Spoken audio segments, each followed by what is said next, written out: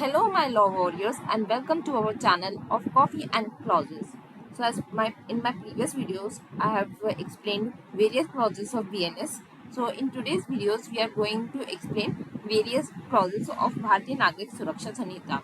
So, ये जो video होने वाली है ये बाइलिंगुअल होने वाली है, हिंदी एंड इंग्लिश दोनों इंक्लूड होने वाली है. So you should bear with me. And अगर आपको पंखे की आवाज़ आ रही है तो आपको वो भी सहन करनी पड़ेगी बिकॉज गर्मी बहुत हो रही है. So let's start with our clauses and you should grab your coffee to.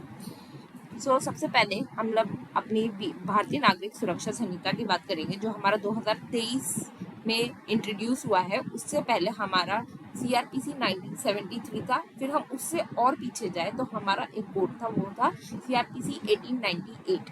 अभी जो CRPC 1898 कोड जो था वो पूरा कॉलोनियल कोड था. इसमें सारे हमारे कॉलोनियल सारे क्लॉजेस रिफ्लेक्ट हो रहे थे. सो अब इसको चेंज करने की क्या ज़रूरत है? May first of and major change जो 1898 कोड से हमारा 1973 जो CRPC कोड में लाया गया वो था separation of the power of judiciary and executive. आपने देखा होगा एग्जीक्यूटिव पावर्स जो एग्जीक्यूटिव मजिस्ट्रेट की एंड द पुलिस की जो इन्वेस्टिगेट करने की, ये दोनों पावर, और जुडिशरी की ये दोनों पावर को अलग अलग करा गया. जैसे कि मैं आपको एक एग्जांपल देती हूँ. जहाँ हमारी इन्वेस्टिगेशन खत्म होती है उसके बाद हमारी इंक्वायरी और ट्रायल शुरू होते हैं. आप इन्वेस्टिगेशन के अंदर जुडिशरी का इंटरवेंशन कम करने के लिए ये कोड में काफ़ी सारे क्लॉजेस एंड वेरियस जजमेंट भी इंट्रोड्यूस किए गए. सो मेन इंटेंट 1890 कोड से CRPC 1973 में लाने का यही था कि जो कॉलोनियल इंटेंट था इसको डिलीट करना था. वेरियस अमेंडमेंट लाने थे. काफ़ी सारा टेक्नोलॉजिकल यहाँ पर भी हमारा एडवांसमेंट हो गया था, उसको भी इंट्रोड्यूस करना था. तो इन्होंने ये कोड लेकर आए. फिर उसके बाद एज यू ऑल नो अगर कोई ओल्ड लॉ होगा ना तो वो इवेंचुअली अगर उसको चेंज नहीं करेंगे तो ऑब्सोलीट ही हो जाएगा. तो हमारे एक जस्टिस PN भगवती ने एक बहुत अच्छी लाइन बोली थी. I want to quote that law is not a mausoleum, it is not an antique to be taken down, dusted, admire and put back on the shelf. तो कोई ऐसी चीज़ नहीं है, एंटीक आपका शोपीस नहीं है कि आप उसको क्या कहते हैं एडमायर करोगे और फिर उसके बाद पढ़ोगे फिर उसके बाद शेल्फ में रख दोगे. So it is like an old but vigorous tree having roots in history yet continuously taking new grafts and putting out new sprouts and occasionally dropping dead wood. तो आप जैसे ओल्ड ट्रीज को देखते हैं कि उसकी रूट्स तो नीचे होती है पर वो जो है नई शाखाएं निकालता है, नए स्प्राउट्स करता है और ओल्ड जो स्किन है उसको और ओल्ड पत्ते को झाड़ता है. तो लॉ भी बिल्कुल जस्टिस PN भगवती ने उससे रिलेट किया है. So it is essentially a social process to the end of product of which is justice and hence it must change with changing social value. So जो लॉ है वो हमारा सोशल प्रोसेस है और ये बहुत इंपॉर्टेंट हो जाता है कि हम इसको चेंज करें एज अवर वैल्यू से. Otherwise there will be infringement between law and justice and law will cease to have legitimacy. So फिर उसकी कोई वैल्यू नहीं रहेगी, वो ऑब्सोलीट हो जाएगा. तो ये जो जस्टिस PN भगवती का जो कोट है मैं कमेंट डाउन कर दूंगी अपने इस वीडियो के नीचे. सो ओके, सो हमें ये चेंज लाने की इसलिए ज़रूरत थी बिकॉज ऑफ कोर्स हमारी जो पूरी उसमें है क्या कहते हैं क्रिमिनल लॉ में नए नए तरह के क्राइम्स तक इवॉल्व हुए हैं. यहाँ तक कि ये नहीं स्नैचिंग एंड अगर आप देखें तो फिर क्या कहते हैं बहुत सारे थेफ्ट अलग अलग तरह के भी हमारे इंट्रोड्यूस हुए हैं. तो जैसे जैसे क्राइम इवॉल्व हो रहा है तो ऑफकोर्स इन्वेस्टिगेटिव प्रोसीजर भी इवॉल्व हो रहा है और अभी अगर आप अपने आप को नहीं करोगे इवॉल्व तो फिर ऑब्सोलीट हो जाओगे. That's why these changes are required in the BNS and BSA. फिर उसके बाद सबसे ज़्यादा बड़ी जो नींव रखी गई हमारे उसमें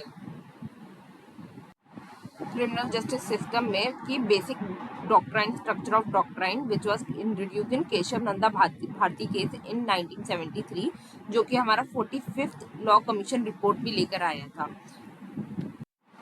केशव नंदा भारती जो है वो हमारा बहुत ही फंडामेंटल जजमेंट है, जो कि सारी ही लॉज को हमारा काफ़ी चेंज करता है, लाइक बेसिक स्ट्रक्चर डॉक्ट्राइन कि ये पार्लियामेंट्री प्रोसीजर से चेंज नहीं हो सकती कुछ चीज़ें, rule of law, separation of powers, जैसे मैंने आपको बताया सेपरेशन ऑफ पावर्स कितना इंपॉर्टेंट है, जुडिशरी एंड एग्जीक्यूटिव को अलग करना, और पावर ऑफ जुडिशियल रिव्यू। सो इसमें कि कोई भी बार आर्बिट्रेरी लेजिस्लेशन, कोई भी लेजिस्लेशन हमारे लॉ को ऐसे ही चेंज नहीं कर देगा। तो इसमें भी हमारा रूट कॉज हम लोग देख सकते हैं केशव नंदा भारती केस के लिए। तो यहाँ से हमारा रिवोल्यूशन स्टार्ट हो गया था। तो अब 1898 का कोड मैंने आपको एक रीजन बताया क्यों क्या कहते हैं रिप्लेस हुआ। सबसे पहले क्योंकि उसका कॉलोनियल इंटेंट उसमें रिफ्लेक्ट होता था। दूसरा, इसमें काफ़ी चीज़ें, बहुत सारे लोकूनास थे। फॉर एग्जांपल यहाँ पर हम देख सकते हैं कि हमारा separation of judicial and executive नहीं था, तो हमारा ये 1973 का कोड लाया गया। और ये जो है ये हमारा प्रोसीजर को बहुत ही स्ट्रिक्टली फॉलो करता था, ना कि अब हमारा प्रोसीजर है वो लिबरल फॉलो होता है। और हमारा जो मेन मोटिव होता है वो प्रोसीजर्स का वो होता है कि एंड्स ऑफ जस्टिस हमें मिले। फिर जैसे केशव नंदा भारती केस हमारा किसी भी आर्बिट्रेरी लॉ को वैलिडिटी नहीं देता है और सबसे ऊपर सुप्रीमेसी में रखता है basic structure of the constitution को। मेनका गांधी केस जो हमारा अगर देखा जाए तो क्रिमिनल लॉ में पहले तो लिबर्टी की बात करता है ये केस, और हमारा कहता है कि that criminal procedure should be just, fair and reasonable.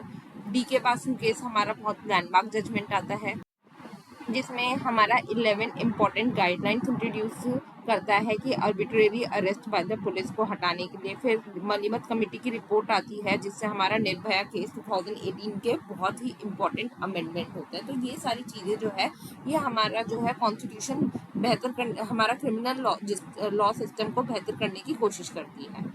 Okay, so moving to the next aspect of our video was constitutional essence. So constitutional essence जो है वो हमारे सीआरपीसी की ये है कि सबसे पहले ये प्रोसीजरल जो लॉज है, तो ये प्रोसीजरल लॉज कभी भी रिजिड नहीं हो सकते, वरना ये प्रोसीजरल लॉज में जस्टिस सांस ही नहीं ले पाएगा और इन द एंड उसकी सांस खत्म होकर उसकी डेथ हो जाएगी और यहाँ पर जस्टिस की डेथ हो जाएगी। Okay, so it is flexible, not rigid. फिर उसके बाद क्या क्या constitutional essences that most and important purpose was to free and fair trial देना। फिर उसके बाद कलेक्शन ऑफ एविडेंस करना, प्रोसीडिंग अगेंस्ट एक्यूज को चलाना। फिर 1973 में, तो इन 1973 में जो एमरजेंसी का के बहुत सारे हमारे राइट्स जो कर्टेल हुए थे, जो एमरजेंसी लगी थी, तो उसमें जो है प्रोसीजर्स की वजह से काफ़ी सारी जस्टिस का गला घुट के मतलब मरे थे। जस्टिस मतलब हमारा जो न्याय है वो मतलब उसका गला घोटा गया था, बहुत सारे प्रोविजंस का, सबकी लिबर्टी कर्टेल करी गई थी, ये सारे बहुत सारी अन्याय हो रहा था। तो उसकी वजह से वहाँ पर एक जजमेंट जो आया, जो केशव नंदा जजमेंट आया, तो वहाँ पर यही बोला गया ड्यू प्रोसीजर ऑफ लॉ को दिया गया कि किसी भी प्रोसीजर की वजह से हमारा जस्टिस अफेक्ट नहीं होना चाहिए। जब जस्टिस अफेक्ट हो रहा है वो प्रोसीजर हमारे लिए बेकार ही है। तो यहाँ पर यही बात बोली गई थी केशव नंदन भारती केस में, बेसिक स्ट्रक्चर डॉक्ट्राइन में। मेनका गांधी केस में मैंने आपको बताया कि ये बोला प्रोसीजर जो है वो bottle neck of the system नहीं होना चाहिए। ड्रैकोनियन लॉ जो भी है वो अगर कोई भी प्रॉब्लम करे जस्टिस में, तो उसको हमें इनवैलिडेट करके, हमें इग्नोर करके, और जस्टिस की तरफ मतलब जस्टिस को मेन हमारा मोटिव बनाना चाहिए। फिर spirit of law which is change procedure established by law due to due process of law. तो यहाँ हमारी स्पिरिट जो है वो चेंज हुई, जहाँ पर हम लोग प्रोसीजर को ज़्यादा वैल्यू नहीं देते, लॉ को हमारा ज़्यादा वैल्यू देते हैं, ड्यू प्रोसेस ऑफ लॉ हमारा जस्टिस को वैल्यू देते हैं। 1980 से हमारे कुछ चेंजेस आने लग गए थे, जैसे हैबिचुअल ऑफेंडर्स के मोर स्ट्रिक्ट प्रोविजंस इंक्लूड हुआ, बेल प्रोविजंस को भी मोर स्ट्रिक्ट किया, श्योरिटीज ऑफ बेल्स और को भी फिक्स किया, और यहाँ पर जुडिशरी और एग्जीक्यूटिव का भी रोल अलग किया। 1983 में भी हमारे कुछ चेंजेस आए थे, जो कस्टोडियल रेप कैटेगरी को हमें इंट्रोड्यूस किया, हमारा सेक्शन 41A, 41B, 41C जो अरेस्ट के प्रोविजंस है, जो कि पुलिस को बाइंडिंग किए कि ये सारे प्रोसीजर्स पुलिस को लेने हैं वाइल अरेस्ट, तो ये सारे भी सेक्शंस ऐड हुए। और इन 1973 एक्यूज के राइट्स को भी देखा गया। अब फिर उसके बाद मलीमत कमेटी रिपोर्ट, बहुत सारी चीज़ें मलीमत कमेटी रिपोर्ट में भी इंट्रोड्यूस करी गई। सो लाइक मलीमत कमेटी रिपोर्ट जो है वो बात करती है, हमारा ये कस्टोडियल नहीं है, इनक्विस्टोरियल। सो जो इंडिया है वो एडवर्सेरियल सिस्टम फॉलो करता है फॉर द क्रिमिनल लॉ, जहाँ जज जो है वो मेयर न्यूट्रल एम्पायर की तरह बैठता है, द रेफरी की तरह बैठता है, उसके सामने सारे एविडेंस रखे जाते हैं, बोथ द पार्टीज रखती है प्रोसिक्यूशन एंड डिफेंस में, फिर वो डिसाइड करता है on the basis of the evidence. But in France जो है, फ्रांस और जर्मनी जैसे कंट्रीज है, ये जो है वहाँ पर जो जज है वो एक्टिव इन्वेस्टिगेटर काम करता है और वो डायरेक्टली गैदर कर सकता है एविडेंस और क्वेश्चन ऑफ विटनेसेस और ड्राइव कर सकता है सच ट्रुथ के लिए। हम जहाँ तक कि है हमारे जो क्रिमिनल लॉ में है, वो भी जज मेयर स्पेक्टेटर की तरह नहीं बैठता, उसके पास भी कुछ प्रोविजन दे रखे हैं कि वो बैठ के इंक्वायरी कर सकता है और फर्दर इंक्वायरी के लिए भी कंडक्ट कर सकता है। पर उसको हम लोग एडवर्सेरियल ही बोलते हैं क्योंकि इन्वेस्टिगेशन हमारी वाइड बहुत है एज अगर हम इंक्वायरी से कंपेयर करें। तो इंडिया जो है वो एडवर्सेरियल सिस्टम को फॉलो करता है और ये हमने जो बोरो किया है ब्रिटिश कॉमन लॉ मॉडल से बोरो किया है। ठीक है, फिर उसके बाद मलीमत कमेटी रिपोर्ट में ये सारी चीज़ें भी बोली गई थी कि फ्रांस का कस्टोडियल जो सिस्टम है वो हम लोग इनकॉर्पोरेट करें, पर ये रिजेक्ट हो गई थी।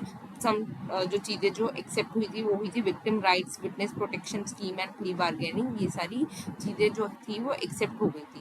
अब जो बीएनएसएस में, अब ये सारे हो गए हमारे सीआरपीसी तक के चेंजेस। अब जो बीएनएसएस में चेंजेस जो आए हैं, वो सबसे पहला चेंज आया technological development. As you all know कि हमारे यहाँ पर अब इन्वेस्टिगेशन के टाइम पे वीडियो रिकॉर्डिंग पहले भी थी, पर अब मैंडेटरी इसका पूरा प्रोविजंस डाल दिया है, जीरो एफआईआर का कॉन्सेप्ट डाल दिया है कि आप क्या कहते हैं, ज़रूरी नहीं है कि आप वहाँ पर बैठ के ही जाके ही करो, आप ऑनलाइन भी एफआईआर बुक कर सकते हो, फाइल कर सकते हो। एंड फिर उसके बाद थर्ड जो है सबसे इम्पोर्टेंट फॉरेंसिक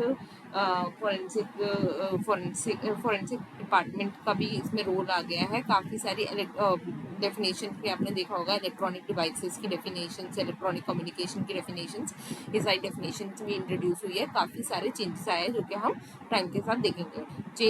चार्ज का फ्रेमिंग टाइम फिक्स हो गया है, जजमेंट का टाइम फिक्स हो गया इसमें, क्योंकि हमारा आपको पता है पेंडेंसीज ऑफ कोर्ट्स के कितने सारे केसेस पड़े हुए हैं, तो उसमें हमारा ये भी टाइम फ्रेम फिक्स हो गया, जो कि हम आगे जाके पढ़ेंगे।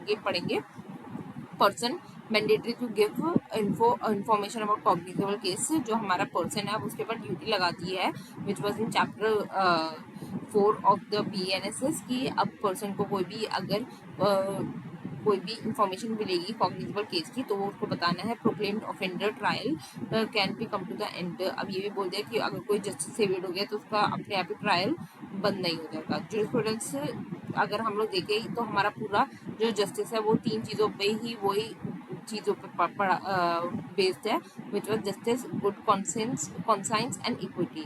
अब अगर हम लोग रूल ऑफ इंटरप्रिटेशन देखें तो अगर प्रोसीजरल लॉ है तो फिर वहाँ पर थोड़ा मुश्किल हो जाता है हमारा इंटरप्रिटेशन ऑफ लॉ लेने के लिए, पर अगर हम लोग ऊपर से देखें तो कौन कौन से हमारे रूल्स ऑफ इंटरप्रिटेशन होते हैं। पहला इस पर जो एप्लीकेबल होता है सबसे पहला है लिटरल रूल। जो लिटरल रूल जो है जहाँ पर कहते हैं कि बेयर एक्ट में जो लिखा है तो जज वैसे ही उसको ऊपर अप्लाई करेगा। जैसे कॉग्निजेबल ऑफेंस और कंपाउंडेबल ऑफेंस की पूरी लिस्ट दे रखी है, तो जज जो है वो इन्हीं लिस्ट को फॉलो करके जो शेड्यूल 1 में दे रखी है और उसी लिस्ट को फॉलो करके और पर्सन को वैसे ही क्या कहते हैं अरेस्ट करेगा। तो जो बेयर एक्ट की लैंग्वेज है उसको अडॉप्ट करेगा। सबसे पहले लिटरल रूल आया, फिर उसके बाद सेकेंड हम देखेंगे परपोजिव इंटरप्रिटेशन। परपोजिव इंटरप्रिटेशन में हम देखेंगे कि जहाँ हमारा जो जज है वो देखेगा कि हमारा जो लॉ जो बना हुआ है उसमें इंटेंट क्या था लॉ मेकर का, उसको एप्लीकेबल करने की कोशिश करेगा कि जैसे वाइफ है वो उसको इंटरिम रिलीफ मिलेगा, मेंटेनेंस मिलेगी एक्सेट्रा। ठीक है, फिर उसके बाद हारमोनियस इसमें कंस्ट्रक्शन की बात और करते हैं कि हारमोनियस कंस्ट्रक्शन मतलब दो अगर लॉ कोई भी कॉन्फ्लिक्ट में होंगे तो फिर उसको वो क्या कहते हैं जस्टिस प्रिफेयर करेगा, जो भी लॉ होगा, जो भी जस्टिस के मतलब जो सपोर्ट कर रहा होगा वो वाला सुपरसीड कर जाएगा दूसरे लॉ से। लाइक अगर हम देखेंगे, देखो हाँ, हमें बोला है कि फॉल्स एफआईआर के लिए, एफआईआर जब भी आपको कॉग्निजेबल ऑफेंस की कोई भी रिपोर्ट मिले तो फिर आपको एफआईआर क्या कहते हैं दर्ज करना इम्पोर्टेंट है, चाहे वो अब आपको लग रहा है वो फॉल्स है तो आप उसमें प्रिलिमिनरी इंक्वायरी का कोई ऐसा बात नहीं है, पर आपको सबसे पहले एफआईआर ही लॉन्च करनी है, जैसे हमने ललिता कुमारी के जजमेंट में देखा। पर यहाँ पर हम लोग FIR preliminary inquiry which was 14 days की इसने अलाउ की है, जब भी इसमें कुछ क्लॉजेज दे दिए जैसे कि matrimonial disputes and corporate disputes के बारे में अगर कोई ऐसे आ रही है तो उस पर आप प्रिलिमिनरी इंक्वायरी 14 डेज की बिठा सकते हो। सो ये हमारा था जुरिस्प्रूडेंस और सारे जुरिस्प्रूडेंस, सारे कॉन्स्टिट्यूशनल एसेंस एंड कैसे हमारा पूरा इवोल्यूशन हुआ है पूरे सीआरपीसी का एंड टू बीएनएसएस का। अब नेक्स्ट हम लोग नेक्स्ट वीडियो में हम लोग देखेंगे inherent power of in BNSS. ठीक है, तो वो हम नेक्स्ट वीडियो में देखेंगे। आज के लिए इंट्रोडक्शन ही काफ़ी है, मिलते हैं कल इनहेरेंट पावर्स के साथ। Okay bye and subscribe to coffee and clauses, and जब भी मेरी वीडियो आए तो make sure you make a awesome coffee. Bye.